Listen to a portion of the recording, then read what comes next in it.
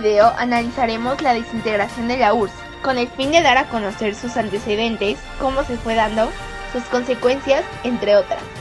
Las personas que conforman este video son Galán Pérez Pamela, Gómez Chávez Marijose, Hernández Román Roberta Manú, Pérez Peregrino Gael y Serrano Vargas Bruno Misael. Comenzaremos dando una pequeña introducción, al igual que también hablaremos de algunos antecedentes. Después de la Revolución Rusa, en el año de 1917, derrocando al último zar Nicolás II y poniéndole fin al Imperio Ruso, se creó un nuevo gobierno encabezado por Vladimir Lenin, quien une las repúblicas en un solo bloque, y es así hasta el 28 de diciembre de 1922 que se firma el Tratado de la Creación de la Unión Soviética, denominándose así como la Unión de las Repúblicas Socialistas Soviéticas, la URSS.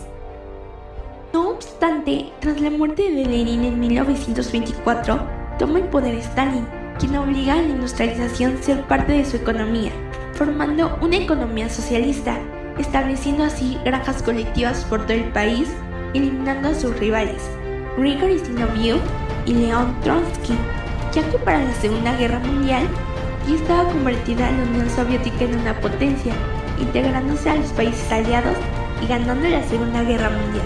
Pero a raíz del término de la guerra, para contrarrestar el poder de Inglaterra y Estados Unidos, empieza a separarse como bloque socialista junto con varios países, como Alemania socialista, Polonia y China, empezando así la Guerra Fría, y compitiendo en todos los sentidos con Estados Unidos.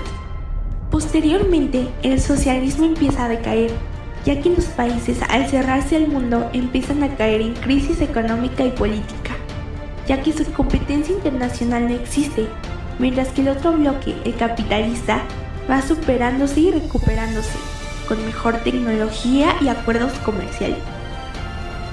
Y bien, es así que tras la muerte de Stalin le sucede a Khrushchev y a Brezhnev, quienes tratan de tener mejores relaciones internacionales, pero sin abrir sus mercados. Solo van sobrellevando las crisis políticas internas que se traducen a pobreza económica. Y hasta que llega al poder Mikhail Gorbachev, quien abre los mercados a través de la perestroika. Es ahí donde se inicia la apertura comercial, el término de las censuras por parte del gobierno y el retiro de sus tropas de varios países, finalizando así la Guerra Fría, ya que para ese entonces varias de sus repúblicas pedían la separación de su soberanía. Con esta política de apertura económica llamada perestroika y la política de libertad de crítica hacia el gobierno llamado Glasnost, se fue dando paso al término del socialismo y comunismo, teniendo actos muy destacados como la caída del muro de Berlín, y varios países comunistas dejaron de serlo.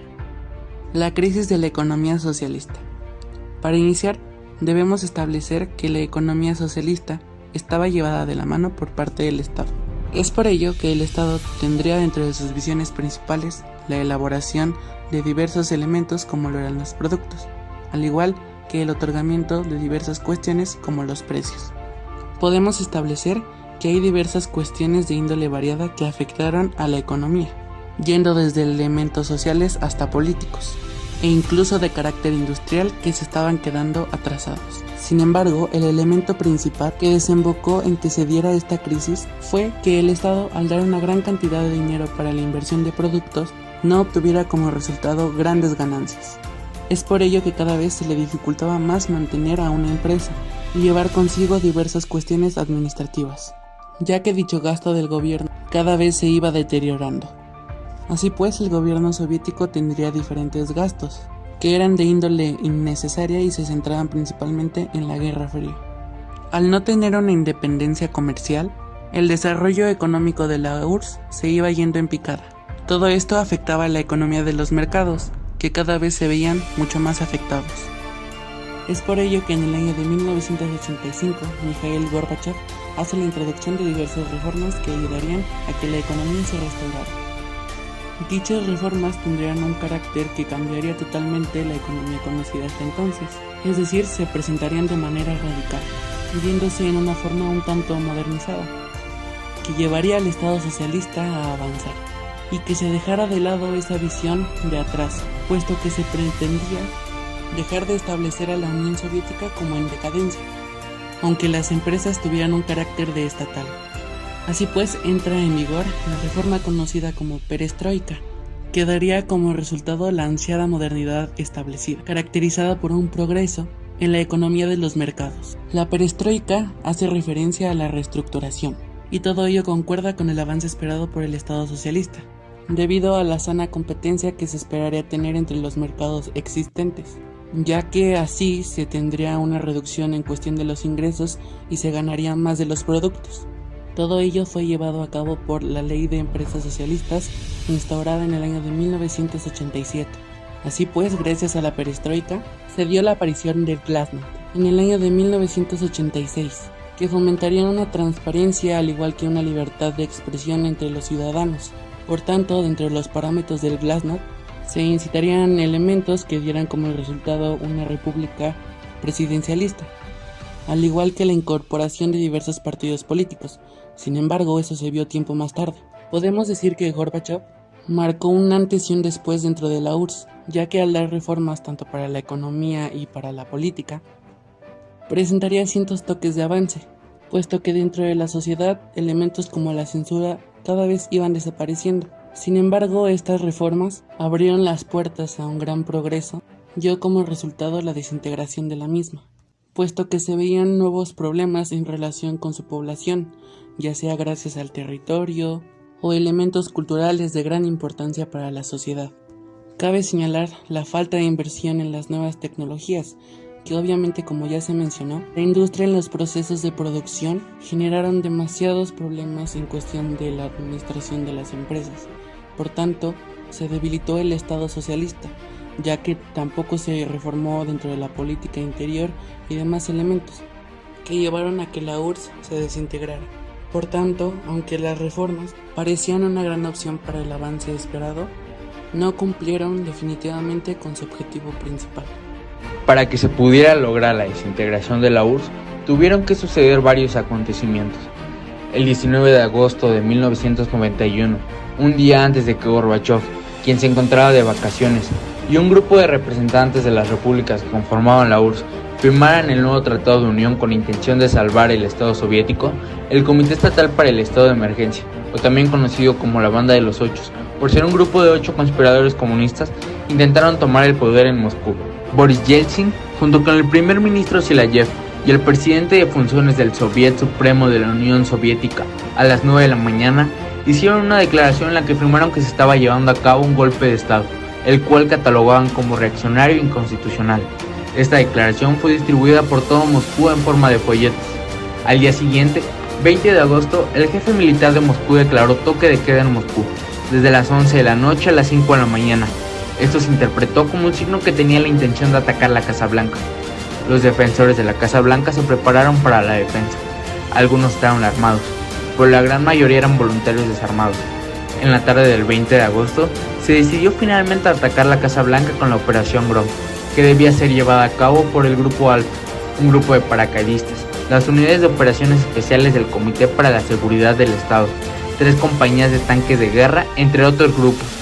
La gente se molestó tanto que construyeron barricadas e intentaron detener cualquier cosa que quisieran hacer los militares. Durante ese complicado panorama político, Yeltsin, el presidente de la República Soviética de Rusia, tuvo que tomar el papel de líder en el golpe de Estado. Y fue ahí donde se subió un tanque a dar un discurso, el cual se condenaba el golpe de Estado y ordenaba a los militares a no formar parte de la traición.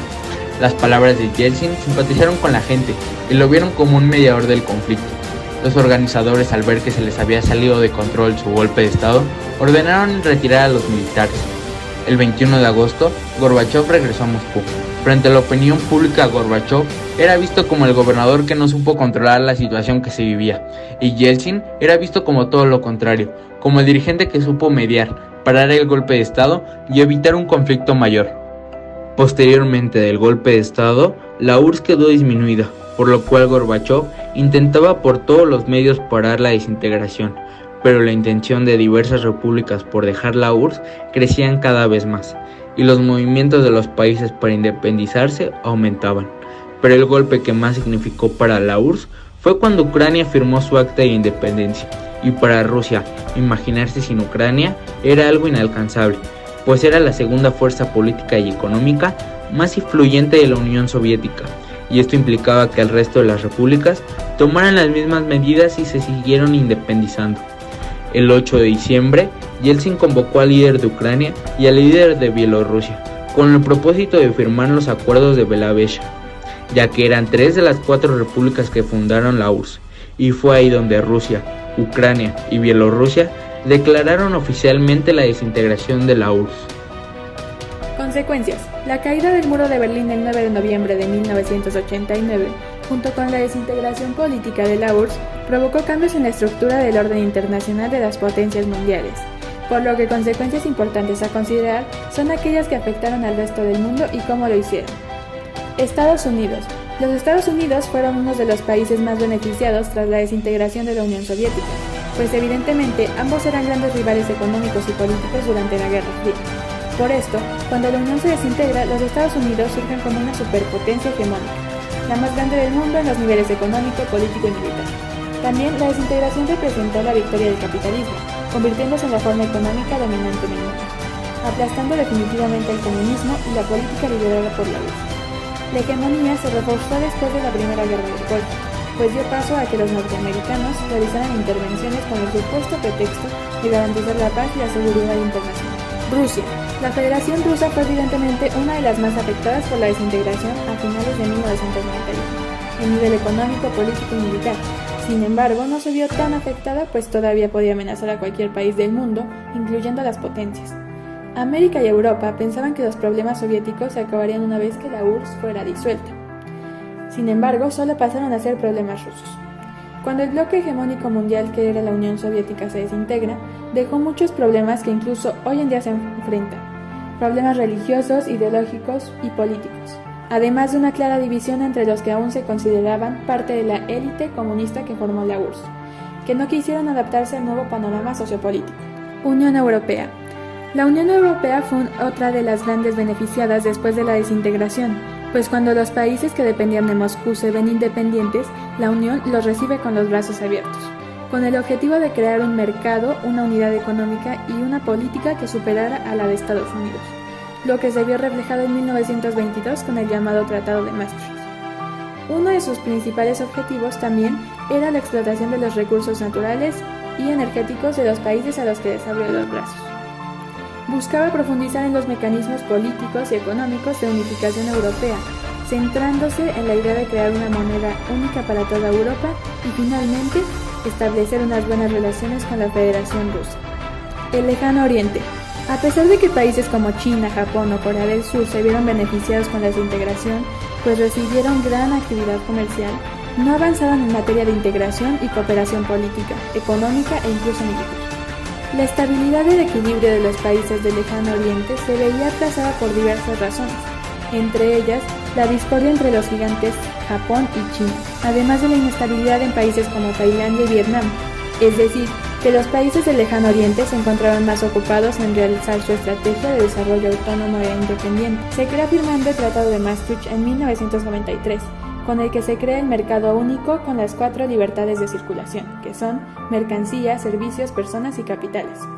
La ideología socialista de la URSS proponía la defensa de los derechos humanos, ambientales y los servicios sociales, pero cuando los capitalistas ya no tienen a estas ideas como adversarias, comienzan a quitar poco a poco estos derechos, cambiando distintos hábitos de la vida cotidiana. Salud. En este ámbito, los gobiernos dejan de invertir en la salud pública, nacen más hospitales privados y los precios de los medicamentos se incrementan representativamente, mientras que en las farmacias públicas estos escasean y finalmente se crean aseguradoras que no cumplen su trabajo y solamente lucran con el dinero de la gente. Trabajo. En esta área el número de obreros aumenta, al igual que sus horas laborales, trabajan por hora y no por jornada. Educación. La inversión en las escuelas públicas decae, así como la calidad, pues se crearon programas educativos que se enfocaban a la producción o a la industrialización. El Estado abandona la tarea de gestionar y vigilar los mercados nacionales e internacionales, y finalmente se da el paso del crecimiento de las empresas que pertenecen al sector privado. La desintegración de la Unión Soviética está claramente relacionada con el contexto surgido tras el fin de la Guerra Fría y la disolución de otros países del bloque oriental.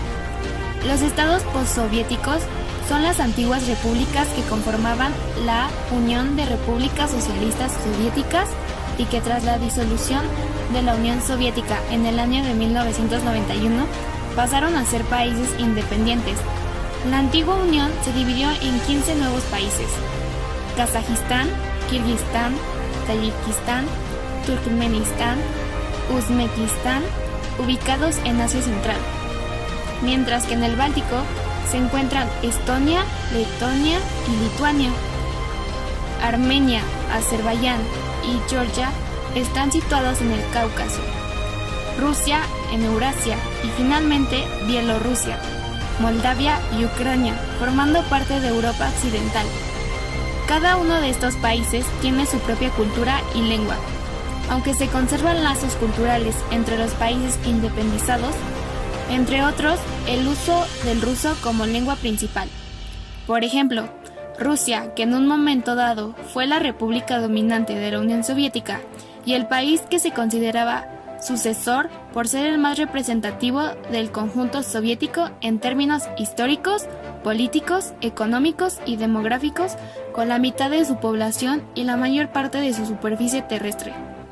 El país todavía tiene cierta influencia política y cultural en la mayoría de los países exsoviéticos. Rusia actualmente es y fue una federación de repúblicas subnacionales.